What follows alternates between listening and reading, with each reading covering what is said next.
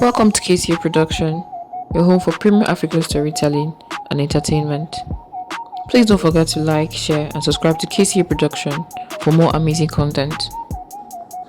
African cinema did not begin with Netflix, did not begin with Nollywood's video boom. It began with bold, determined individuals who picked up cameras with little money, no studio backing, and everything to say. For over 6 decades, African producers have built an entire cinematic universe, from the streets of Dakar to the slums of Lagos, the mountains of Ethiopia to the townships of Johannesburg. Today, we honor the top 40 African movie producers of all time. Let's get into it. At number 40, we have Lukman Ali, a Nigerian, present from 2018 till now. Lukman Ali is the most exciting young filmmaker producer in contemporary Nollywood. A Yoruba filmmaker from Kwara State whose 2018 debut, The Lost Okorishi, announced a singular vision rooted in Igbo masquerade mythology and contemporary Nigerian life. Named one of the highest earning Nollywood directors by Film One in 2022, he has produced films that blend spiritual tradition with genre excitement in ways that feel utterly original.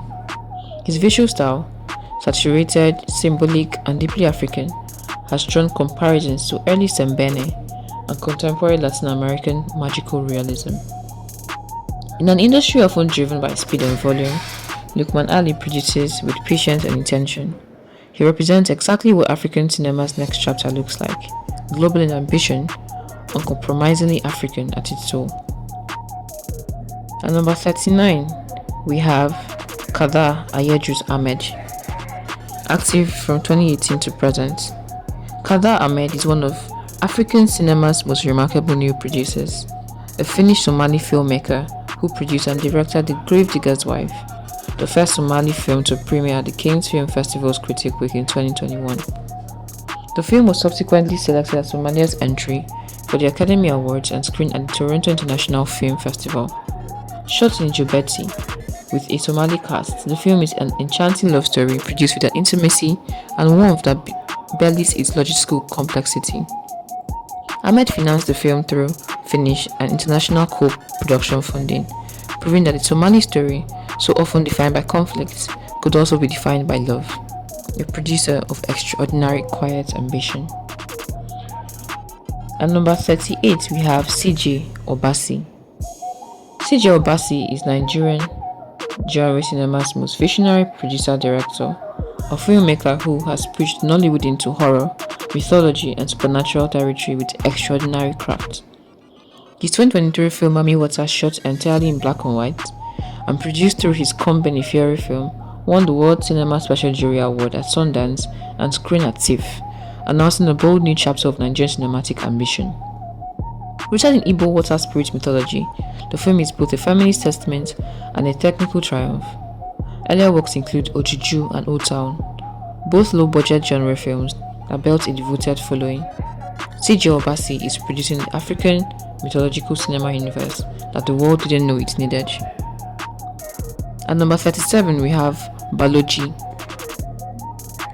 Born in Lubumbashi and raised in Belgium, Baloji is primarily known as one of Congo's greatest musicians, but his 2023 debut feature, Ogure, meaning Omen, established him as one of African cinema's most visually daring producers.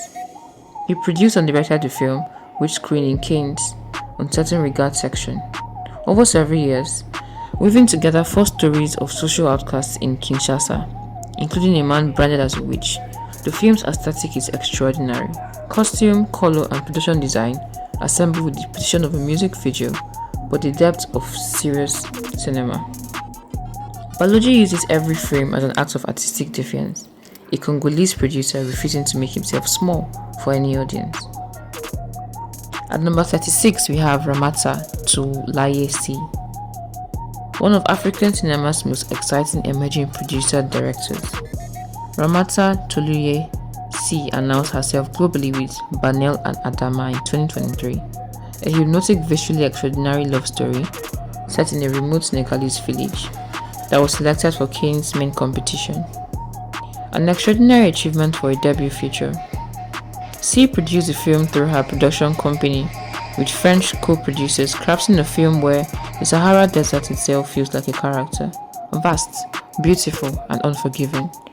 Her training included work in French cinema, and she brings a formal precision to deeply African subject matter.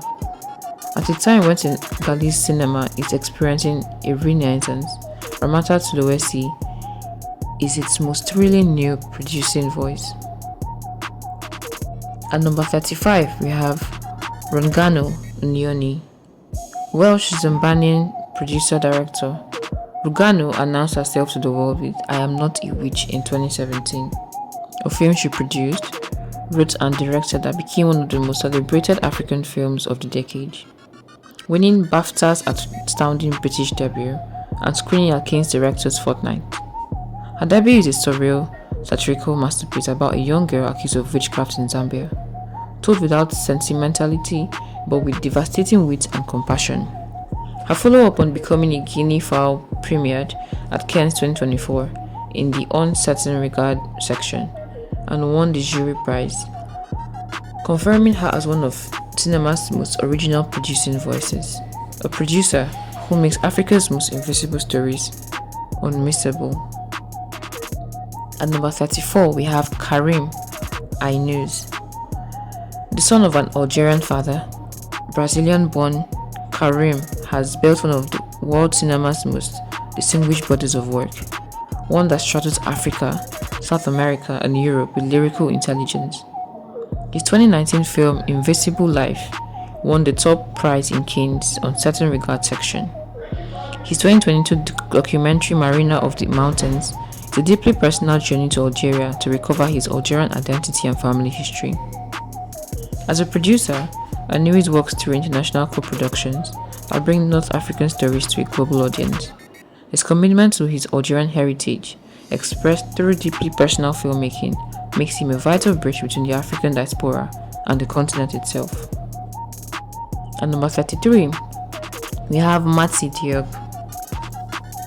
The niece of legendary Senegalese filmmaker Djibril Diop, Mambéty. Mati Diop made history in 2019 when her debut feature Atlantics became the first film by a black female director to win the Grand Prix at Cannes, the festival's second highest award. She produced the film through her company, Jussel Films, in partnership with French and Senegalese co-producers, weaving together a good story, a love story, and a migration tragedy set on the Atlantic coast of Dakar. The film was also selected as the Senegalese entry for the Academy Awards. Diop is a producer of breathtaking ambition, a filmmaker who inherited African cinema's greatest legacy and is building it into something entirely new. At number 32, we have Blitz Bazawule. Blitz Bazawule is Ghana's most globally successful filmmaker of the modern era, a musician turned producer-director whose journey from Accra to Hollywood is one of African cinema's most remarkable stories. His debut film, The Burial of Kojo, shot in Ghana on a micro-budget, premiered internationally and was acquired by Ava DuVernay's Array for distribution across North America and the UK. That breakthrough led directly to Beyoncé selecting him as one of 8 directors for Black is King in 2020. Bazawule is also the founder of the African Film Society, an organization dedicated to the preservation and distribution of classic African cinema. Medium. He went on to direct The Color Purple 2023 for Warner Bros. And Amblin Entertainment, a Ghanaian producer who conquered Hollywood on his own terms. At number 31, we have Kemi Adetiba. Kemi Adetiba is Nollywood's most stylistically accomplished contemporary producer-director, a former music video director who brought cinematic visual grammar to Nigerian commercial filmmaking. Her 2016 debut, The Wedding Party, became one of the most highest-grossing Nollywood films ever. Produced through Kemi Adetiba visuals with infectious energy and technical precision that Nollywood had rarely seen. As a prominent Nigerian filmmaker, television director, and music video director, she made her directorial debut with The Wedding Party. Her crime thriller series King of Boys and its sequel became landmark Nigerian productions, blending Nollywood's audience instincts with cinematic ambition. Adetiba is a producer who showed Nigeria that commercial and quality are not opposites. At number 30, we have Shirley Frimpong Manso. Shirley Frimpong Manso is a Ghanaian film director writer, producer, and founder of Sparrow Productions, a film, television, and advertising production company. Her films are known for their fierce African female leads, one of the most consistently successful producers in Ghanaian cinema. She has produced the beloved Perfect Picture franchise and numerous television productions that have won devoted audiences across West Africa. Frimpong Manso builds films around Ghanaian women navigating love, ambition, and modern life with intelligence and humor, a market largely ignored by male-dominated Gollywood. Her production company has become a launchpad for Ghanaian acting and filmmaking talent. She is proof that audience-driven storytelling and artistic dignity can live together. At number 29, we have Genevieve Nnaji, Nigeria's most celebrated actress, made history as a producer-director with her debut feature Lionheart in 2018. The first Nigerian film to be acquired by Netflix for worldwide distribution. Nnaji produced Lionheart through her company Road to the Sky Productions, raising the money independently and delivering a film of genuine warmth, wit, and technical quality. Though the film was disqualified from the Academy Awards for containing too much English dialogue, sparking global debate about language and African cinema identity, its Netflix release brought Nollywood directly into global living rooms. Genevieve Nnaji has played a pivotal role in Nollywood's rise as both its most beloved actress and most high-profile crossover producer. At number 28, we have Elaine Gomez. Elaine Gomez is one of the most quietly powerful producer-directors in African cinema, a Franco-Senegalese filmmaker whose work pulses with music, grief, and human resilience. His 2017 film Felicity, set in Kinshasa and scored with both traditional Congolese music and Philip Glass orchestral work, won the Silver Bear Grand Jury Prize at the Berlin International Film Festival, one of cinema's highest honors. Gomez produces his films through intimate, music-centered storytelling that sets him apart from every other African filmmaker working today. His earlier film, Tay, also won Berlin Special Jury Prize. A producer of exceptional artistic consistency, Gomez uses cinema the way musicians use sound to reach places language cannot. At number 27, we have Wanuri Kahiu. Wanuri Kahiu, born June 21, 1980, is a Kenyan film director, producer, and author celebrated as one of Africa's most promising talents in contemporary cinema, garnering awards including Best Director, Best Screenplay, and Best Picture at the African Movie Academy Awards in 2009 for her feature film From a Whisper. She co-founded Afro Bubblegum, a media collective dedicated to promoting joyful, vibrant African art, a direct challenge to the Western expectation that African stories must be about suffering. Her 2018 film Rafiki became the first Kenyan film at Cannes and was banned in Kenya for its portrayal of queer love. Kahiu is a producer-director who fights for African stories on two fronts: international recognition and domestic freedom. At number 26, we have Mo Abudu. Described by Forbes as one of Africa's most successful women and by CNN as the African Oprah, Mo Abudu is the founder of Ebony Life TV, a fast-growing black entertainment lifestyle network available in 48 African countries. As a film producer, she has executive produced some of Nigeria's most commercially significant titles, including The Wedding Party 1 and 2, which premiered at the Toronto International Film Festival and was acquired by Netflix. She also produced Chief Daddy, 50, and Citation. Mo Abudu is not just a producer, but an industry architect, building Ebony Life into a production powerhouse that negotiates directly with Netflix, Sony, and global distributors. She's the most powerful media executive in African cinema today. At number 25, we have Kunle Afolayan. The son of legendary Yoruba filmmaker Adeyemi Afolayan, Kunle Afolayan is Nollywood's foremost quality filmmaker. The producer-director who proved that Nigerian cinema could be beautiful, technically excellent, and internationally competitive. The founder of Golden Effects Pictures, he has produced landmark films including The Figurine, Oktoberfest, Phone Swap, and Anikulapo, the latter becoming a global Netflix sensation. He partnered with Netflix to produce hits including Citation, Swallow, and Anikulapo, with his work showcased at international film festivals, solidifying his reputation as a force to be reckoned with in both African and global film industries. Afolayan is the bridge between old Nollywood and the streaming era, a producer building Nigeria's cinematic future. At number 24, we have Gavin Hood. Gavin Hood is South Africa's most commercially successful export to global cinema, a producer-director who crossed from African arts film to Hollywood blockbusters without losing his social conscience.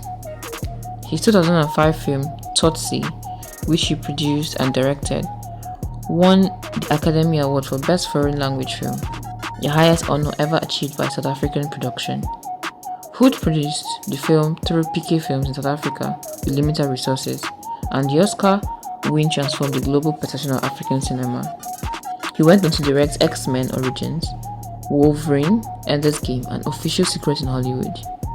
Variety named him one of 10 directors to watch, a producer who opened Nollywood's door to African cinema with a golden key. At number 23, we have Abderrahmane Sissako. Sissako is widely regarded as one of the greatest filmmakers alive, a Mauritanian producer-director whose films achieve a rare combination of political urgency and transcendent beauty. His productions include Waiting for Happiness, Bamako, and the Academy Award-nominated Timbuktu, which he produced through his company Dune Vision. Sissako approaches production as an act of witness. His films rarely rush, preferring to sit with people in their reality until the truth emerges. Timbuktu was shot in Mauritania under real security threat from jihadist groups operating nearby, making the act of production itself an act of courage. He is African cinema's most poetic producer, a man who turns restraint into power. At number 22, we have Newton Aduaka. London-based Nigerian filmmaker Newton Aduaka is one of African cinema's most versatile and internationally respected producer-directors. His 2007 film Ezra, which he produced and directed, became Nigeria's Academy Award submission and remains one of the most searing portrayals of child soldiers in cinema history. Aduaka produces through his company, Granite Filmworks, working across Nigeria and Europe with a commitment to stories that reveal Africa's complexity without stereotype. Earlier works include Rage, a British urban drama that won the Jury Prize at Clermont-Ferrand, and On the Edge. Aduaka is a producer who consistently chooses the difficult story over the safe one, and African cinema is richer for it. At number 21, we have Joe Tunda Wamonga. Joe Wamonga is a producer-director who put Congolese cinema back on the world map in the 21st century. His 210 crime thriller, Viva River, which he produced, wrote and directed, was shot entirely in Kinshasa with a largely Congolese cast and crew, winning multiple African Movie Academy Awards, including Best Film. Munga built production from the ground up in a country with virtually no film infrastructure, proving that African genre cinema could be commercially exciting and artistically serious simultaneously.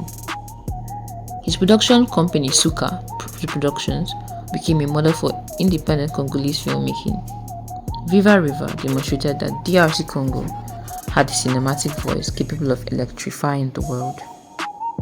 At number 20, we have Jean-Pierre Bekolo. Jean-Pierre Bekolo is Cameroon's most internationally provocative and genre-defying producer-filmmaker, a director who refuses every convention of both Hollywood and traditional African art cinema.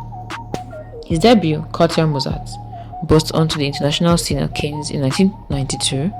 Also, his 2005 film Les Sargentis was Cameroon's first science fiction film. Bekolo produces his films through a fierce independence that has sometimes placed him in conflict with Cameroon's government. Yet, he continues to push boundaries. He has been a fellow at Harvard, taught at universities across 3 continents, and has lectured on African cinema's need to embrace genre and popular storytelling. A producer-director of genuine intellectual fearlessness. At number 19, we have Muhammad Saleh Haroun. Chad's greatest filmmaker and Africa's most internationally decorated contemporary producer. Mohamed Salah has built an extraordinary body of work from one of the continent's most challenging filmmaking environments. His productions, Abuna, The Rats, and A Screaming Man, winner of the Jury Prize at Cannes 2010, and Lingui, are crafted with minimal budget and maximal emotional intelligence. Harun produces his films through his Paris-based company, Chinguitie Films, navigating the near-impossible challenge of financing Chadian cinema. He served as Chad's Minister of Culture, bringing direct government investment into local film production. Proof that a single determined producer can put an entire nation's cinema on the global map. At number 18, we have Femi Odugbemi. Femi Odugbemi is one of Nigeria's most respected film and television producers and a critical voice in the international recognition of African cinema. A four-time head judge of the Africa Magic Vera Strait Awards, he is also a voting member of the Academy of Motion Picture Arts and Sciences, one of very few African producers with an Oscar vote. As CEO of Zuru 24 Media, he has produced documentaries, features, and television content that has been aired globally.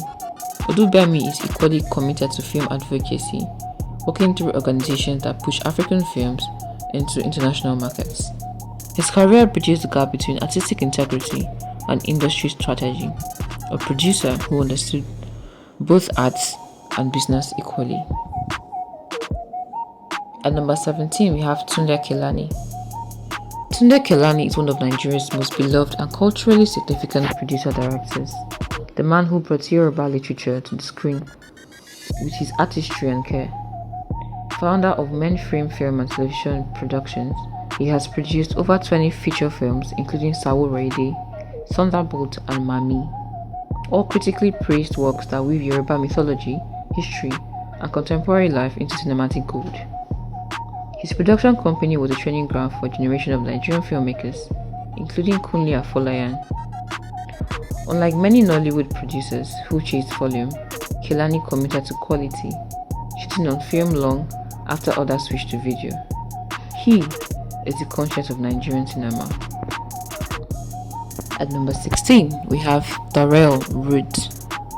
Darrell Roots is South Africa's most commercially successful and internationally recognized producer-director, responsible for bringing the brutal realities of apartheid to global cinema audiences.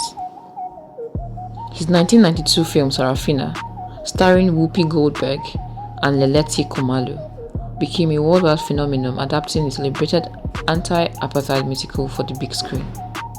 Roots produced and directed Cry, The Beloved Country in 1995, and Yesterday in 2004, the latter becoming the first Zulu language film ever nominated for the Academy Award for Best Foreign Language Film. As a producer, he has built South African co-production partnerships with Hollywood while keeping authentic South African stories at the center of his work. At number 15, we have Cheikh Oumar Sissoko. Cheikh Oumar is one of Mali's greatest producer-directors and a defining figure in the political cinema of Francophone West Africa.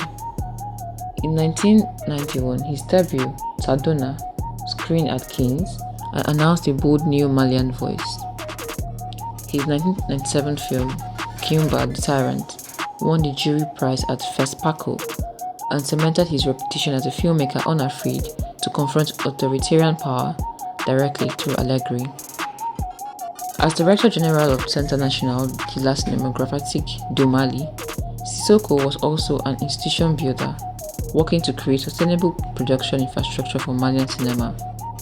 He later served as Mali's Minister of Culture, a producer who moved between art, politics, and public service with equal distinction.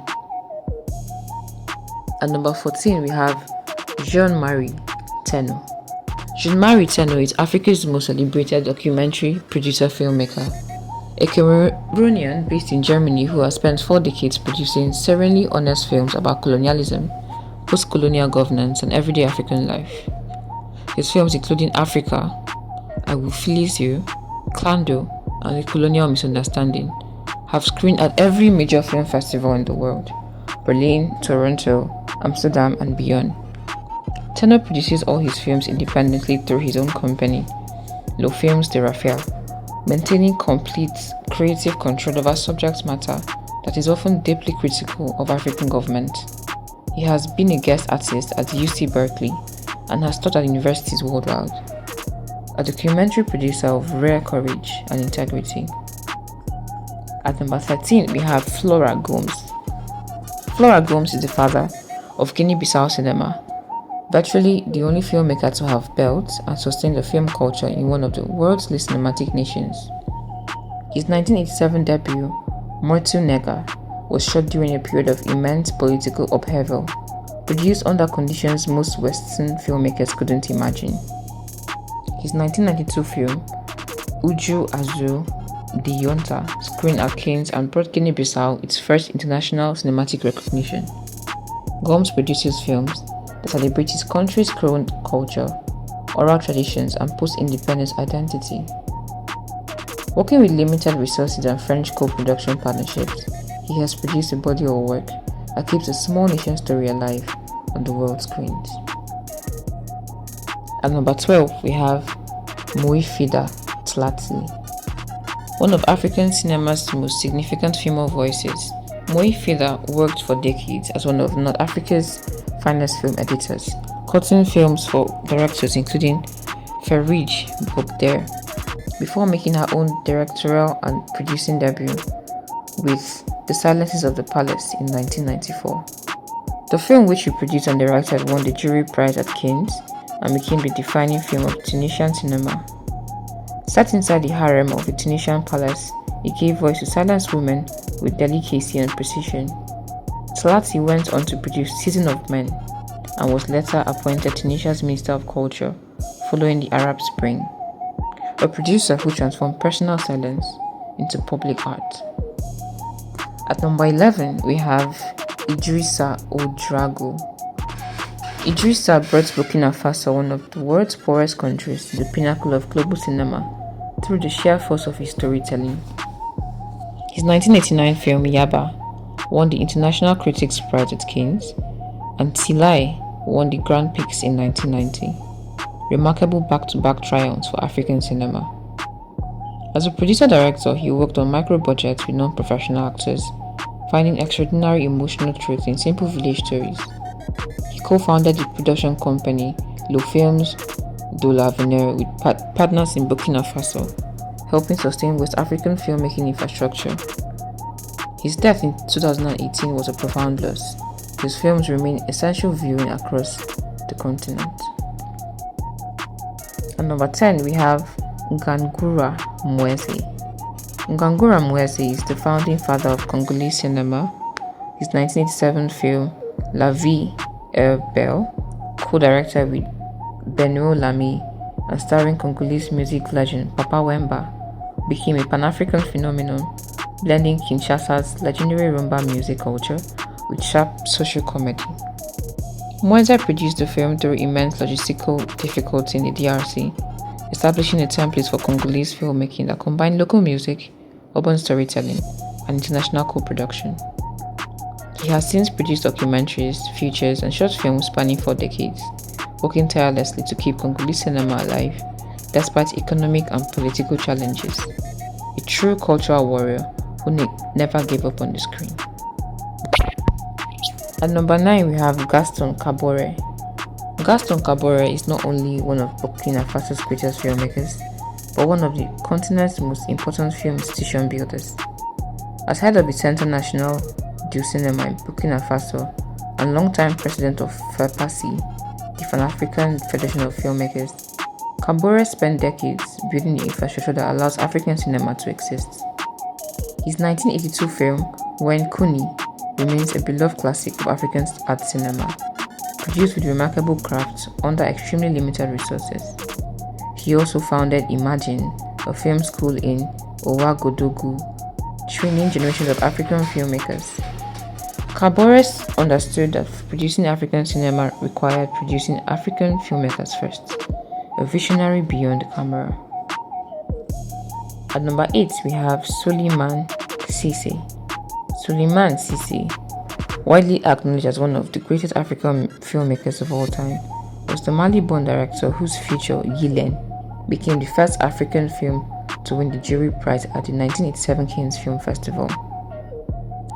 Cissé built his career with extraordinary patience and precision, directing only 9 films over 50 years, each one a considered artistic statement. He founded Films Cissé, his own production company, and resisted co-production pressure that might dilute his distinctly African vision. In 2023, Cannes honored him with the Carrosse d'Or, the Golden Coach, awarded to reward a filmmaker for pioneering qualities and boldness of cinematic vision. He passed away in 2025, a true titan of the art form. At number 7, we have Medj Hondo. Medj Hondo was one of African cinema's most relentlessly political voices, a Mauritanian producer-filmmaker based in Paris who spent 50 years making furiously anti-colonial films on virtually no budget. His debut, Soleil Eau, took 4 years to film and won at Locarno in 1970. He produced all his work through his own company, Soleil Eau Films, refusing commercial compromise throughout his career. Beyond directing, Hondo was also one of France's most celebrated voice actors, the official French voice of Eddie Murphy and Whoopi Goldberg, using that income to fund his African film productions. He died in 2019, still working, a producer of absolute conviction. At number 6, we have Djibril Diop Mambéty. If Sembène was a father, Mambéty was a poet. The Senegalese producer-director Djibril Diop Mambéty created some of African cinema's most visually daring and emotionally complex films, including the canonical Touki Bouki and the devastating Hyenas. Working with minimal budget and maximum creativity, he produced his films with fierce independence, refusing to conform to either Western art house expeditions or African social realism conventions. His production aesthetic was surreal, musical, and deeply rooted in Senegalese street life. Though his output was small, just 2 features and several shorts before his death in 1998, his influence on African and global cinema is immeasurable. Every experimental African filmmaker traces the line back to Mambéty. At number 5, we have Haile Gerima. Ethiopian-born and Washington, D.C. based, Haile Gerima is one of the most principled independent producer-filmmakers in cinema history. A founding member of the Los Angeles School of Black Filmmakers, he has operated entirely outside Hollywood and major studios his entire career, producing all his films through his own company, Mifedor Films. His landmark productions include Harvest, 2000 Years, and Sankofa. The latter self-distributed city by city across black communities in America, grossing over $2.7 million independently. Gerima's production model is a masterclass in creative and economic independence. He has also founded Sankofa Video and Books, a cultural space in Washington, D.C. still operating today. At number 4, we have Umaru Ganda, one of the most underappreciated pioneers of African cinema. Umaru Ganda was a Niger-born actor, writer, and producer who appeared in Jean Ritchie's Mo Onua before launching his own production career.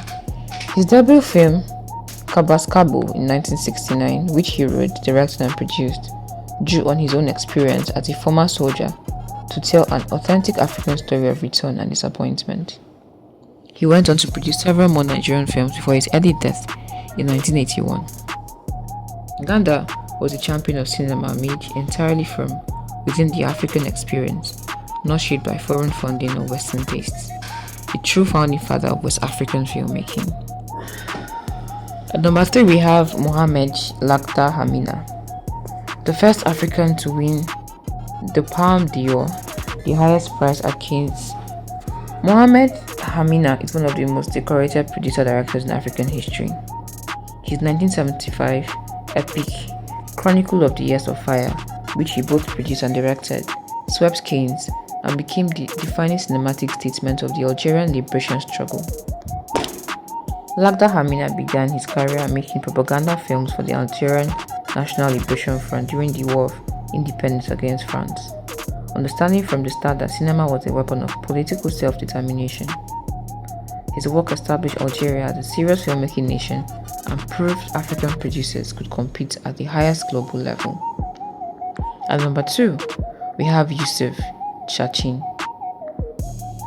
Egypt's greatest filmmaker and most prolific producer, Youssef Chachin directed and produced 44 films over nearly 6 decades, a staggering output that placed Egyptian cinema firmly on the world map. Born in Alexandria in 1926, he founded Misri International Films, one of Africa's first and most enduring film production companies.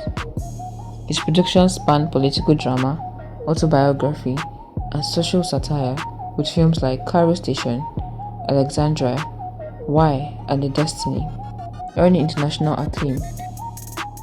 In 1997, Cannes honored him with a Lifetime Achievement Award.